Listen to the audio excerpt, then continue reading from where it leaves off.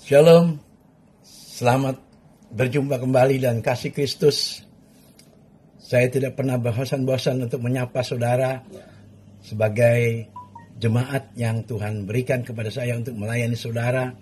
Dan saya tidak akan pernah bosan dan tidak pernah berhenti untuk terus menyampaikan sabda firman Tuhan agar kita semua hidup bahagia di bumi ini selama COVID-19 ini belum selesai. Biarlah ini merupakan penghiburan buat kita sebagai mana kita menantikan selesainya COVID-19 ini di bumi. Dan kita percaya biarlah di akhir tahun ini 2020 COVID-19 sudah selesai. Tidak ada lagi sehingga kita bisa tahun depan bisa ibadah normal seperti mana biasanya. Dan saudara, belakang ini pemerintah merubah new normal karena banyak orang-orang di desa yang tidak ngerti arti tentang new normal, maka dirubah sekarang menjadi kebiasaan baru. Kebiasaan yang pemerintah minta kepada kita adalah tetap menjaga jarak, memakai masker, dan memakai sarung tangan, dan jangan lupa mencuci tangan di air yang mengalir selama 20 detik dengan sabun, supaya kita terhindar dari COVID-19 ini. Dan saya percaya, dan kami semua percaya, bahwa kita anak Tuhan akan terlindung dari COVID-19 ini. Jangan pernah khawatir dan takut, kita pasti bisa. Dan kita pasti menang, karena kita umat pemenang. Amin. Yuk, sebelum kita dengar firman Tuhan, mari kita berdoa terlebih dahulu, mempersiapkan hati kita, pikiran kita, hati kita untuk Tuhan. Bapa di surga, terima kasih kembali kami datang di hadapan-Mu dengan ucapan syukur atas segala kebaikan-kebaikan yang Tuhan beri buat kita, buat kami semua pada hari ini. Biarlah firman disampaikan tidak kembali dengan sia-sia. Berkatilah setiap umat Tuhan, berkatilah PD Immanuel, dan berkatilah semua kami, sehingga pada suatu saat kami dapat berkumpul kembali di Season City untuk berdoa pagi Tuhan. Itulah kerinduan kami. Kami yakin Tuhan tidak pernah tinggal diam untuk menolong kami. Terima kasih Tuhan, berbicara kepada kami karena hamba-Mu sudah siap untuk Kau pakai sebagai saluran berkat-Mu Bapa, sehingga melalui hidup hamba-Mu nama Tuhan semakin dimuliakan. Dalam nama Tuhan Yesus kami sudah berdoa dan kami sudah bersyukur. Yang percaya katakan amin. Shalom, kembali saya sampaikan selamat jumpa kembali dalam kasih Kristus. Saya Pastor Andreas Melkisedek yang mengasihi saudara semua yang mendengar, yang pada saat ini sedang mendengarkan sabda dan firman Tuhan yang saya sampaikan. Tuhan memberkati. Renungan pada hari ini saya akan berikan Mazmur 77 ayat 20, di mana dikatakan, melalui laut jalanmu dan lorongmu melalui muka air yang luas, tetapi jejakmu tidak terlihat atau kelihatan. Saudara yang dikasihi Tuhan Yesus, dalam kehidupan ini seringkali kita menghadapi masalah-masalah yang sepertinya tidak ada jalan keluar, alias jalan buntu. Karena tidak segera mendapatkan jalan atau jawaban untuk permasalahan yang sedang digumulkan, tidak sedikit dari kita yang bersikap apatis, masa bodoh, menerima nasib, atau menyerah kalah. Karena sudah tidak tahu harus berbuat apapun, karena harus mencari pertolongan. Itu tidak baik, itu tidak benar. Jangan mengharap pertolongan dari manusia, kita akan kecewa. Percaya saja bahwa kita umat pemenang, dan Tuhan pasti akan berikan jalan keluar. Dan bahkan firman-Nya katakan bahwa pencobaan-pencobaan kita alami adalah pencobaan biasa yang tidak melebihi kekuatan kita. Oleh karena itu carilah yang memberikan izin itu terjadi dalam hidup kita, masalah itu datang pada hidup kita, carilah yang mengizinkan, ialah Tuhan sendiri. Tuhan izinkan itu datang, masalah itu datang supaya kita mencari wajahnya. Kalau tidak kita lupa sama Tuhan yang sudah menciptakan kita dari sejak kita lahir. Ingat saudara itu. Dan mereka pun mulai menjadi frustrasi, putus asa, gelap pikiran, nekat melakukan tindakan yang menyimpang dari kebenaran. Itulah orang-orang yang tidak dekat dengan Tuhan. Orang yang selalu menjauh dari Tuhan.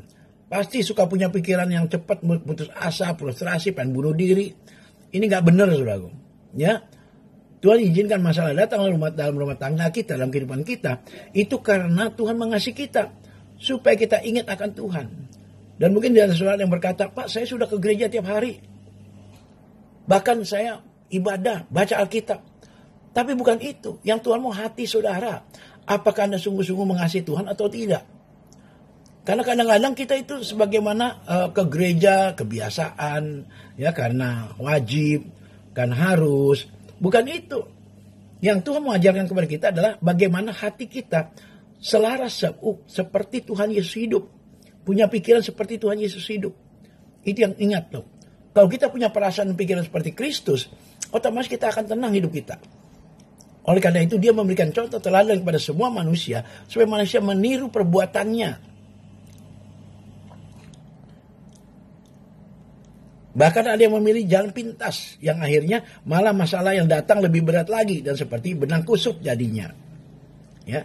Bagi orang yang percaya memiliki kehidupan doa, selalu ada harapan. Pasti itu. Ya. Dalam kitab Roma 5 ayat 5 dikatakan, pengharapan tidak mengecewakan, karena kasih Tuhan telah dicurahkan di dalam hati kita oleh Roh Kudus yang telah dikaruniakan kepada kita. Nggak mungkin kita kecewa kalau kita percaya dengan Tuhan. Ada satu ayat lagi dalam Lukas 18 ayat 7. Tidakkah Allah akan membenarkan orang pilihannya yang siang dan malam berseru padanya? Dan adakah dia mengulur waktu sebelum menolong mereka? Nggak mungkin. Tuhan pasti akan cepat menolong saudara kalau Anda mencari wajahnya. Selalu pasti ada pertolongan. Dan ada jalan keluar untuk setiap orang yang berharap pada Tuhan. Karena permasalahan yang kita hadapi itu biasa. Asal kita mau bersungguh-sungguh dalam merendahkan diri dan berdoa, pasti Tuhan jawab. Bersungguh-sungguhlah. Berarti giat, tekun, setia, dan sabar menantikan waktunya Tuhan. Dalam kitab Yohanes 14 ayat 6a dikatakan, akulah jalan kebenaran dan hidup. Ya. Kalau dosa terbesar manusia yaitu dosa, telah diselesaikannya di atas kayu salib. Apalagi masalah-masalah kecil dalam kehidupan kita sehari-hari. Seperti sakit penyakit, ekonomi, hubungan rumah tangga, dan sebagainya. Itu kecil di mata Tuhan. Ya, masalah yang dihadapi Tuhan itu besar waktu saat di kayu salib. Kita tidak sampai berdarah-darah.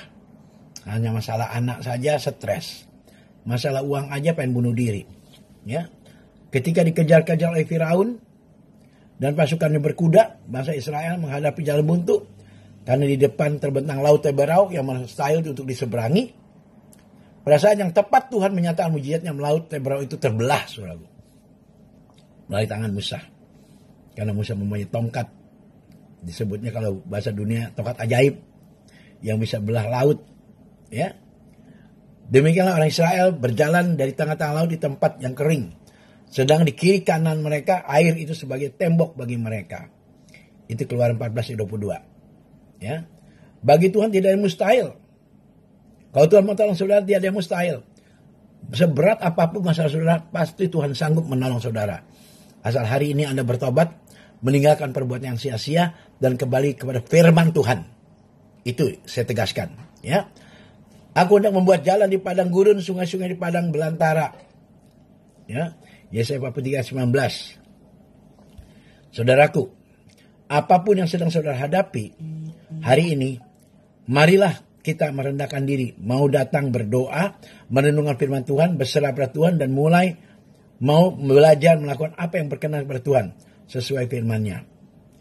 Di dalam kitab Matius 11 ayat 28 sampai 30. Ini ayat hafalan saudaraku ya. Marilah kepadaku semua yang letih lesu dan berbeban berat. Aku akan memberikan kelegaan kepadamu. Pikulah kuk yang kupasang dan belajarlah padaku. Karena aku lemah lembut dan rendah hati, dan jiwamu akan mendapat ketenangan. Sebab kuk yang kupasang itu enak dan bebanku pun ringan. Ada amin? Nah, itu penting sekali. Jangan pernah menyerah menghadapi hidup ini. Tetaplah berdoa. Yakinlah bahwa Anda pasti bisa. Bahwa Anda pasti menang. Karena Tuhan katakan kita umat pemenang, saudaraku. Ya. Anda ingat dalam kitab Mazmur 23, saya bacakan saudaraku ya, bahwa Tuhan itu adalah gembala kita. Kita tidak akan kekurangan, saudaraku. Mazmur 23. Tuhan adalah gembalaku, takkan kekurangan aku. Nggak pernah kita kekurangan. Kalau kita punya gembala adalah Yesus sendiri. Ini janji Tuhan kepada kita semua. Dia memeningkan aku di padang rumput yang berumput hijau. Dia membimbing aku ke air yang tenang. Berarti tidak ada masalah. Rumput hijau berarti berkelimpahan. Pasti punya berkat. Ya. Dia menyegarkan jiwaku. Nggak sakit-sakitan. Dikatakan dia menyegarkan jiwaku. Kita sehat. Dia menuntun aku di jalan yang benar. Oleh karena namanya. Kalau kita hidup dalam nama dia. Ya, berdasarkan nama dia. kita akan dituntut oleh Tuhan di jalan yang benar. Oke? Sekalipun aku berjalan dalam lembah kekelaman, dalam kesulitan, aku tidak takut bahaya, sebab Engkau besertaku. Tuhan selalu bersama kita. Ya, inilah janji Tuhan. Gadamu dan tongkatmu itulah yang menghibur aku. Gada itu cerita tentang senjata. Senjata kita adalah pedang roh, yaitu firman Tuhan. Pakai firman Tuhan itu supaya Anda bisa kuat. Ya, jangan menyerah. Jangan dikit memble, nangis, putus asa, mau bunuh diri. Salah. Jangan lakukan itu. Tuhan tidak suka itu. Ya, pakai perisai iman. Ya, Engkau menyediakan hidangan bagiku, nggak akan kelaparan. Tuhan akan buka jalan buat saudara. Ya, di hadapan lawanku katanya. Engkau menyediakan hidangan bagiku di hadapan lawanku. Ya, Engkau mengurapi kepalaku dengan minyak, pialaku penuh melimpah, berarti menang terus. Ya. Ayat 6, kebajikan dan kemurahan belaka akan mengikuti aku seumur hidupku, dan aku akan diam dalam rumah Tuhanku sepanjang masa. Ya. Ada seorang anak kecil. Dia sedang merindukan pertolongan. Dia tidak berani minta dengan orang tuanya, yaitu untuk jajan. Dia berdoa di depan Tuhan. Dia minta supaya Tuhan memberkati dia. Satu saat Tuhan katakan pada anak ini, keluar anakku. Pergilah ke depan. Kita sampai di depan, ada seorang enci-enci yang sedang mencari alamat, saudara. Kebetulan anak kecil ini baru umur 8 tahun. Namanya Ling Ling. Dia bertanya dengan Ling Ling, "Dek, tahu nggak rumah Aso Amoy di mana?" Tahu. Karena Ling Ling tanya tetangganya. Itu yang nomor 24. 3 rumah dari rumah saya. Itu rumahnya. Si enci itu langsung mengeluarkan dompetnya. Dikeluarkan uang 20.000 rupiah. Dia kasih pada si Ling Ling uang ini. Anak ini tidak mau terima, tapi dipaksa. Terima nak, ini berkat karena kamu sudah kasih tahu rumah ini. Saya sudah capek nyari di sini, hari ketemu.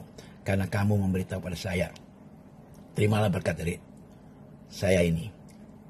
Lalu karena dipaksa, Ling Ling ambil uang itu. Begitu orang itu pergi, dia masuk ke kamar, dia berdoa, dia menangis. Dia tidak berani minta uang jajan sama mamanya, tapi dia dapat berkat. Dia ceritakan kepada mamanya bahwa dia diberi itu oleh enci-enci yang menanya alamat 20.000 rupiah. Padahal uang jajan cuma 5.000. Dia dapat 20.000. Itulah tandanya ketika kita berbuat baik. Kita mencari wajah Tuhan. Kita berdoa. Tuhan pimpin kita melangkah keluar. Dan air lining diberkati Tuhan. Ya, sampai sini firman Tuhan. Saya katakan marilah tetap berdoa. Dan carilah wajah Tuhan, maka saudara akan diberkati Tuhan.